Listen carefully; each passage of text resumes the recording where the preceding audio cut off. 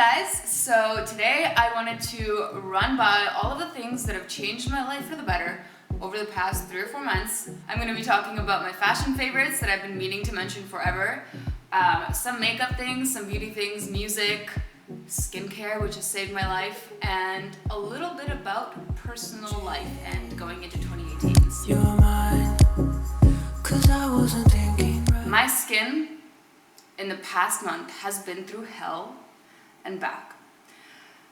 I am a painfully DIY kind of person. I know I can go get a facial, but why would I if I can just sit at home and apply 50 different face masks and burn my skin off?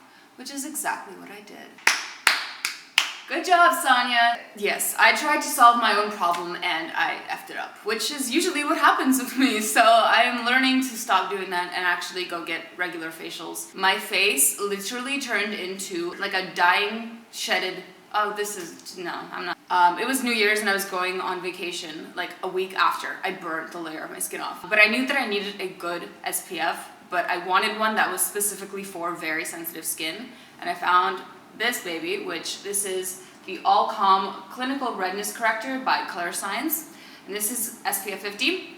I was looking for reviews on a sunscreen that targeted redness and skin that is prone to rosacea. I use this as a primer of sorts, and it's good because it corrects redness and it has SPF 50 in it, so just warm it up in between your fingers. So this was my best friend when I was in Cabo. This instantly neutralizes the redness in your skin with green undertones, and it actually reduces rosacea. There's only so many times you can burn the layer of your skin off with all of these different peeling masks until you realize that's not gonna solve the problem. Like the problem is in something else. So the next thing I do in my routine is I use the Dior Flash Luminizer. It's like a brightening highlighter and I use it under my eye.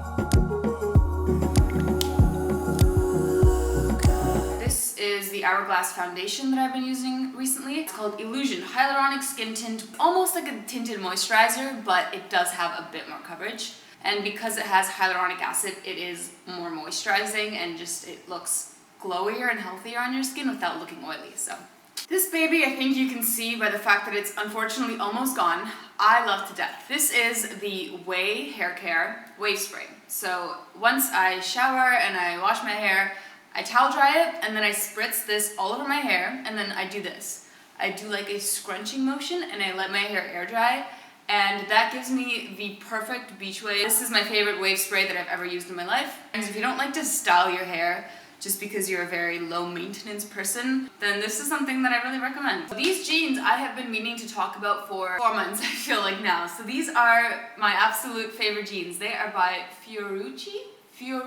I can't really pronounce the name. I don't know what it is about these jeans, but they are just perfect. I'm very, very, very critical about everything. So there's a fine line between an outfit that looks like it genuinely is from the 90s and an outfit that you can tell by the quality and even the form and the shape and the way it fits you that it's trying to be like the 90s. The next fashion item that I want to talk about are these Dr. Martens boots. And they're not typically something I would go after, but they do make your legs look very long. They are very clunky. They make your outfits look a lot edgier than they normally would be, I suppose, but they're not so overwhelmingly like punk that you look like a punk kid.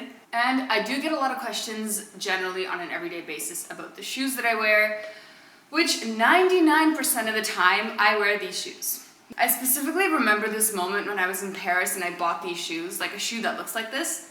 I put them on and I looked in the mirror and I was like, I think I just found my style. Whatever this is that is going on, that's it. That is me, reflected in the mirror. These shoes I wear with dresses, with skirts, with jeans, with everything. It's because I can't really say much except for the fact that they make me feel confident and like myself. Like every time I put this shoe on, I feel like me.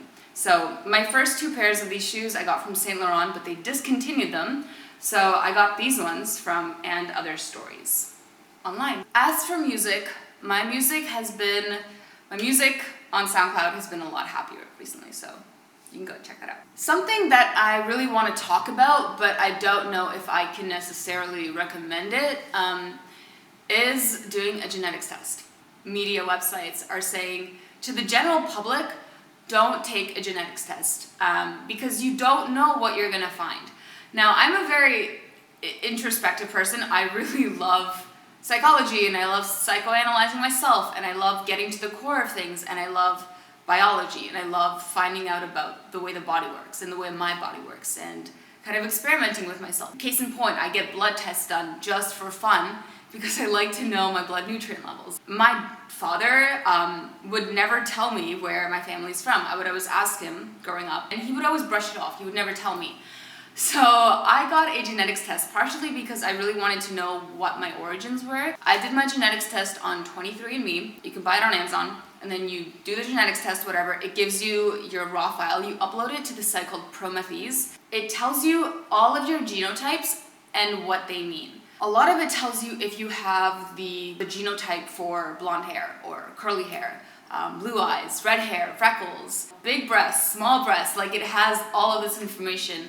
And it's so fascinating to read because you also learn about health issues that you could potentially already have or have in your future. I think it's important to know, your genetics and kind of understand that from the inside out. If that's something that interests you, if you know that you're the kind of person that would be potentially triggered or hurt or, you'd rather not know, then don't do it. But I remember when I was like 17, I read this book about epigenetics. And if you don't know what epigenetics are, Google it, research it, because it is fascinating.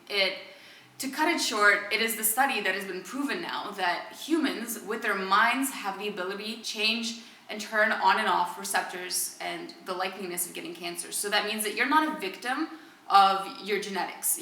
Like, you can't be like, I'm genetically gonna be obese, that's it, like, I give up, whatever, I'm just gonna eat whatever I want. No, it doesn't mean that you're a victim and you're powerless. You can actually turn those things on and off with environmental and stress factors and where you live, the thoughts that you think, the people that you surround yourself with. And I highly recommend that if this is something that interests you, research it to death and spread the information to people that you love and know, because I think knowledge is power. And especially knowledge over your own body is power. So I know how absolutely grueling it is to have skin issues, so I'm gonna leave the link below to where I got this. Let me know if you guys have any questions. Check out my Instagram. You could ask me questions on my Tumblr if you ever have any question ever. But yeah, I'll see you guys soon.